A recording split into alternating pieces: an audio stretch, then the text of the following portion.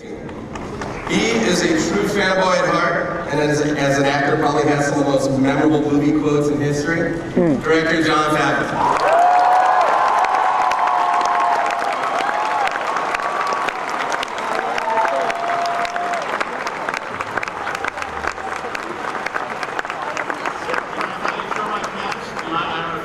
Something for them. You mind if I show the cast? You want to do it? You mind if I just no, you're going out? So the first guy I'm going to bring out was actually interested in playing the character of James Rhodes, Rhodey, long before I was even involved. He was meeting with Kevin and Avi. A true fan of the books, a true genius as far as technology. Really pushed me to the limit, and can't wait to play War Machine if this franchise goes on. Ladies and gentlemen, Terrence Howard.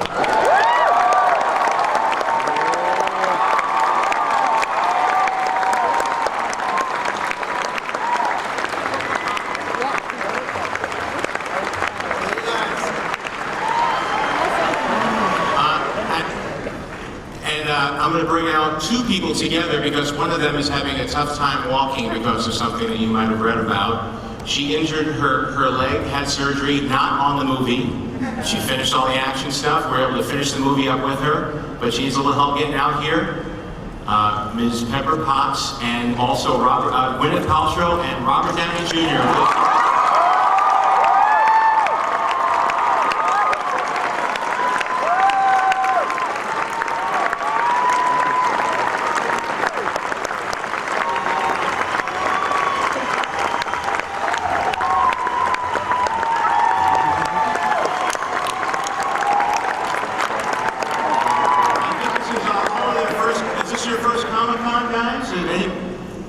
It's mine. It's mine.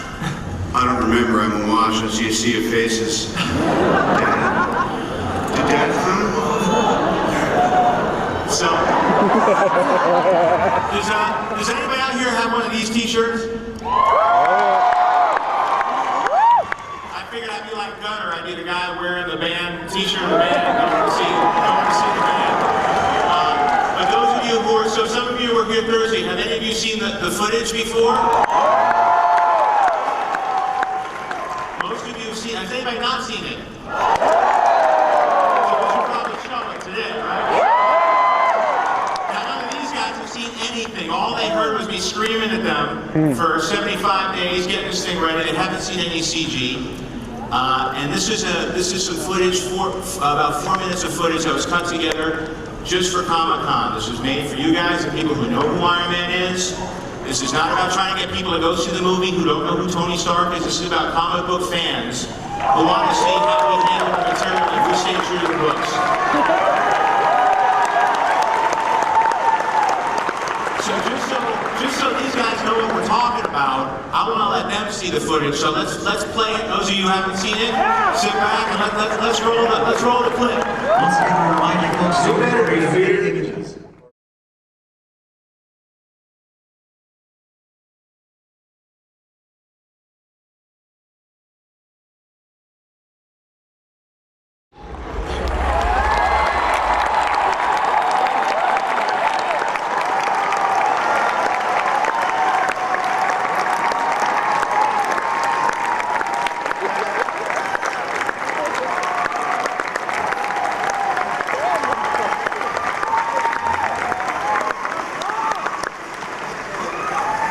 I'm sorry, could there have been a little more of me in that? So, well, maybe later. So John, let me ask you where things are at with the production right now. Sorry. Where things are at right now with the production.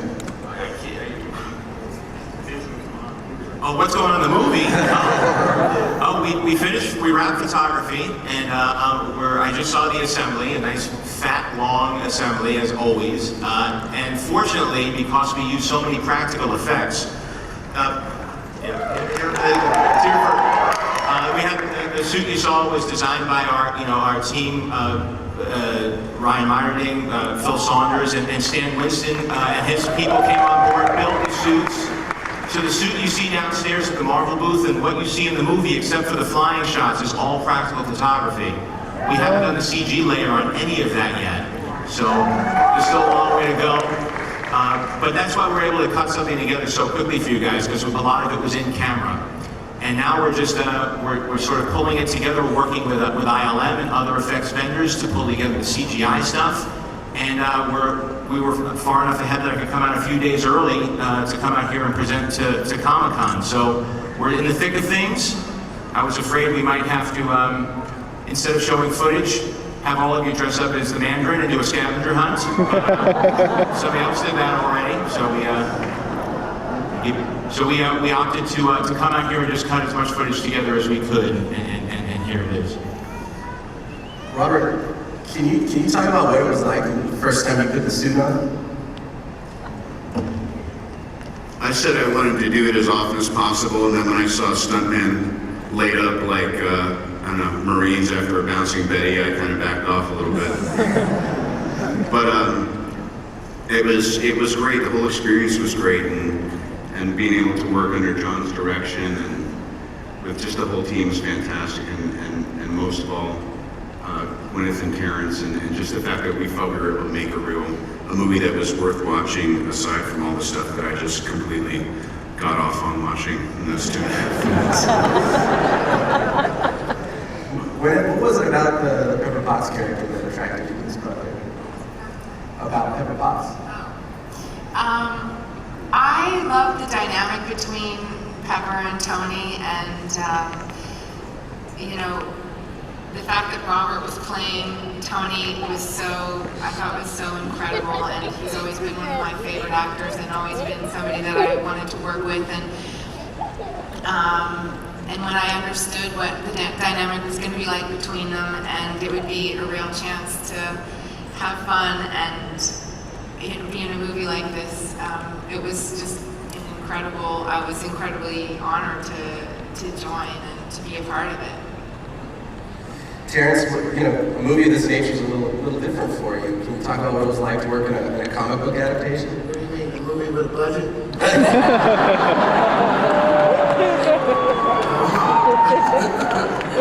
That ain't funny. Say the question one more time. What was it like to work in a comic book adaptation? Well, no, every script is a comic book. You gotta remember that the first thing in acting is play. It started with imagination. It started from a place where you guys remember when you sit up and make up characters and pretend you could fly, and that's what drew our attention to comic books. So for me, being in a movie, any type of movie, playing somebody that I have no idea what their life is like, is in a sense being able to fly. And when I did doing Iron Man and getting to play a lieutenant colonel, you guys know I went up in an F-16, and I got to go upside down. I got to vomit. I got to do all the fun stuff that we all wish we could do all the time.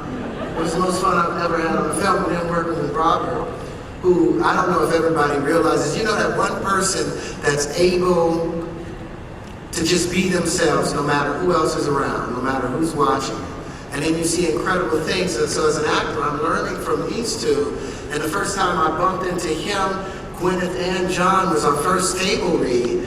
And these guys are so comfortable, and I got nervous and was afraid to speak. So, I think I went into this film with a lot more respect and trepidation than I did in any other film I ever walked in.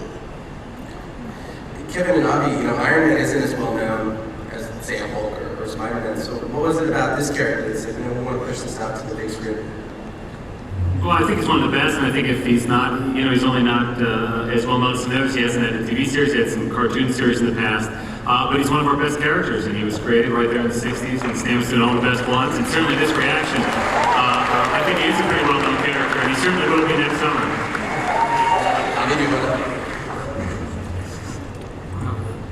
I always thought that Iron Man was incredibly well-known, and if you look at this crowd here, doesn't sound like Jon was coming in to make an unknown character. So for us, it was always a top tier. It used to be a very difficult movie to make, and we had to wait for the right time, for technology to find a visionary director and the right cast to give Iron Man its due, and I think we all did. So. Let's open it up. Take some Q&A. My question is for Mr. Downey. You've always been one of my favorite actors because we kind of share the same kind of past, if you know what I'm saying. You a war veteran too? Yeah. I think you know what I mean. By the way, for these people who sleep in the front row, stick around, it gets better. My question is, has the kind of past that you've had been difficult to get the kind of roles like Iron Man? Because you guys kind of share your character and, you know, we kind of share the same kind of past also. I think there's a destiny to just about everything. And the fact that, if I'm not mistaken, Terrence was the first actor that was cast in this movie, and he was a big proponent of me playing this part. And then all the guys you see down this row are pretty much the reason I'm here today. So I'd like to thank them. It gave me a great opportunity. I'd like to add something too, that it's because of the genre of the film and the fact that it's Marvel Studios' first film and it's not a big Hollywood studio, but it's really a big independent movie. And you know, Marvel has shown that these types of movies could be very successful at the box office without having a big name driving it. And I think Chris Nolan also really opened the door a lot with Batman Begins. To have a filmmaker, you know, be able to cast a movie as he would one of his independent films and show that if you make a good movie, you're going to, the box office will be there. And so as a filmmaker, I was able to cast the movie as I would for a movie I'd love to see, whether it was a small independent movie or a big Hollywood movie. Knowing always that we had this sort of fan base, these people out here who would go see it if we did a good job showing them the Iron Man that they love, and then we get to make the best movie possible. So, and that's why we have the cast that we have up here.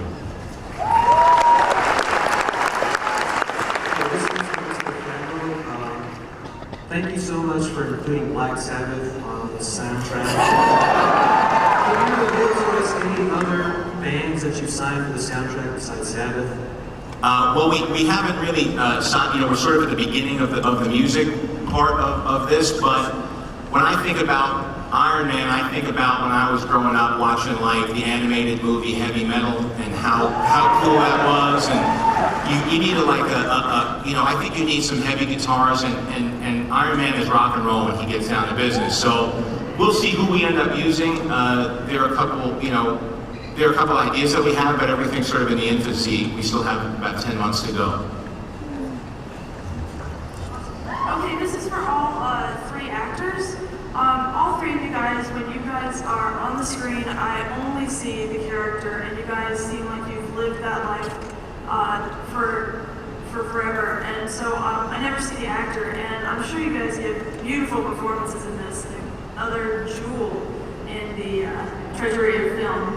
But how do you guys prepare that much for your roles? Like, what kind of background research and development do you do of your own characters? Gwyneth was my personal assistant for 2 months. That was after we completed principal photography. Sometimes you do the prep after.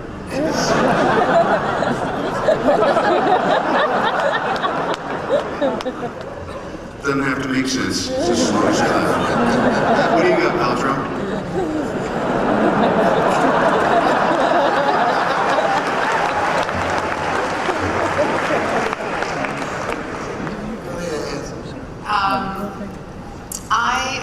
I mean, it's kind of boring, but I kind of prep my movies in the same way. I read them a lot, and I think about the characters a lot, and the kind of path they're on in the universe, and also what I can kind of bring to light through what I'm doing, and so you know, I just kind of sit and listen to music and study my script and nerd out, basically. I'll read the script. I'm pretty lazy as it goes. I'll read the script, but I normally leave it up to the rest of the actors to kind of create my character, because you watch how they respond to you. You know, how they're looking at you on the set. That mood generally pretty much predicts who your character is. That's where it's natural. That's where it's not a fight. And they kind of pick you up and tell you, like on this film, there's a number of scenes that you'll see that Robert set up, and it was based upon how he behaved with me that my character became. You know, I kind of let them create it. And then I let the director talk once in a while.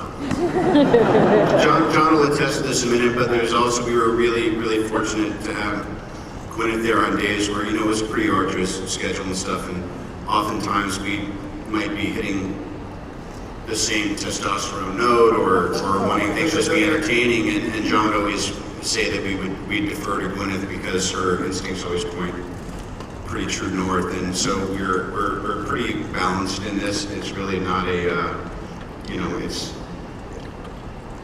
she was running the acting department usually at the end of the day. I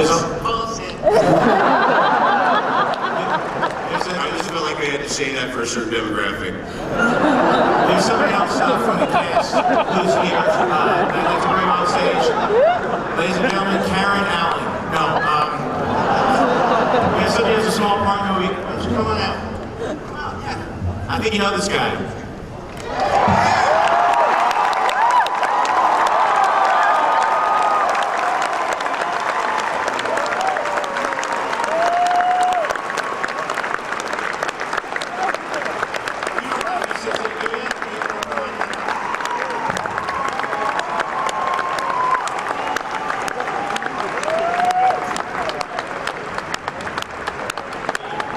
This is a surprise. I was just going to sneak in the back and watch it on the screen. And somebody said, come up, and I thought they meant I could hear it better up front. And the next thing I know, and this is the greatest thrill. I mean, this movie is going to be great. I'm with the top people in the movie business, and a guy from comic books to be up here. Wow!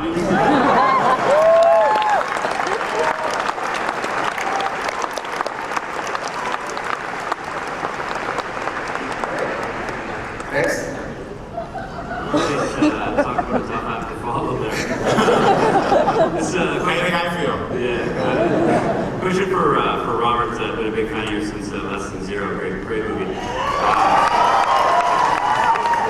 I just wondered, in preparation for this movie, how much of the actual original comic books you read, and whether you read a lot of the original stuff that Stan wrote, or you read a lot more kind of current stuff. That's it. Well, I didn't have any apprehension. There was no fear about filling this character's shoes. So I just posted up at the production office like a wayward soul and tried to sponge up as much as I could. But Stan and I paid, but I took Stan to lunch at the grill in Beverly Hills. Now he can get a table there anytime he wants. And I remember when I picked your brain and I asked you about what was the impetus for writing this. So basically I just followed what hopefully he'll say about why Iron Man actually came into being. You remember that part, Stan? I gotta tell you about the lunch I had with Martin. It's probably obvious to everybody who knows me. I am the biggest name dropper in the business. After we had lunch together, my whole conversation, no matter what I was saying to anybody, I managed to drop into the conversation. Well, as I said to Robert Downey Jr. just the other day. But the best part about it, this was a restaurant I've gone to a number of times. You know, I stand, come in, and I get a table somewhere in the back, it doesn't matter. I made the reservation, and I said, I'll be with Robert Downey Jr. Well, you should see the booth they gave us. Right? Stan, they were just happy I wasn't in the bathroom the whole meal this time.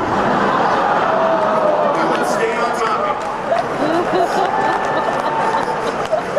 You know, I told you when I met you, I don't like to be topped. We'll talk about that question, are you using any of the stuff that I wrote? I have 20 lawyers watching and going over every line of script. So you all better be careful, that's all.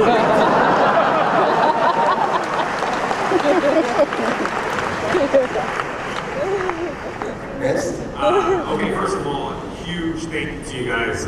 The trailer, that's a superhero movie. That's plain simple. Casting, beautiful. You guys, and Robert, you're a Tony Stark. It's plain and simple. You're a Tony Stark. John, I love you. I followed your career. I love your career, and you're doing great. The whole thing I really want to know is, there's so much history with Iron Man, and there's so much to cover for the story for the movie. What parts did you pick out? Of course, there's the origin, but up to now, there's the Ultimates. Up to now, he's public enemy #1, which makes it cool. Well, he was public enemy #1 back when he was designing weapons during Vietnam, too. You know what I mean? That was to answer sort of the question before as well. Iron Man was never made to be a likable guy. It was always meant to push the limit of how far can you make a dude, how far can you push a person in a direction and still make him empathetic to the public. And I think people have gotten scared over the years. I liked it when Han Solo shot Greedo before he got shot. I still like him, you know, and I think Iron Man's the type of guy that if he lives by a code, and if we could have good acting and good storytelling, how high do you want to raise the bar? He's a guy that you don't like on paper, but you got to respect him. Now, what's happening in the Civil War, let's see how those things play out. But I think there's a lot of respect between those characters, from what I can tell. And so that's what makes an interesting story for me. It's not, I can't write a story, I can't direct a story about a teenage kid having a tough time dating. That's not, you know, in Swingers I could do, you know, talk about that. Now I'm 40 years old. Thank you, the 3 people who bought a ticket when I was in the theaters. If we had had a writer like Jon Favreau at Marvel years ago, it wouldn't have taken us as long to overcome DC. We could have done it faster. This guy is great. He understands the characters, he understands the medium, and with Robert playing the lead and with Jon directing it, I mean, we can't miss. Next. Hi. First, I think you guys did a great job casting this movie, and it's one of the first comics I ever read growing up. It's great to see that it's finally getting its due, being made into a movie. I just want to know, you talked about doing a spin-off into War Machine. The whole they had before this in Iron Man. Has there been any talk about doing anything with like the Avengers, or at least a crossover with all the heroes that we have going on in the movies and the Marvel Universe? That'd be cool, guys. You want to see that, maybe?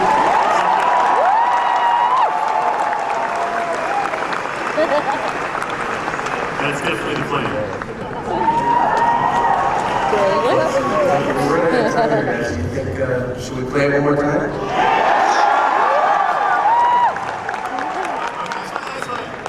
Let's do it. Let's see that one more time.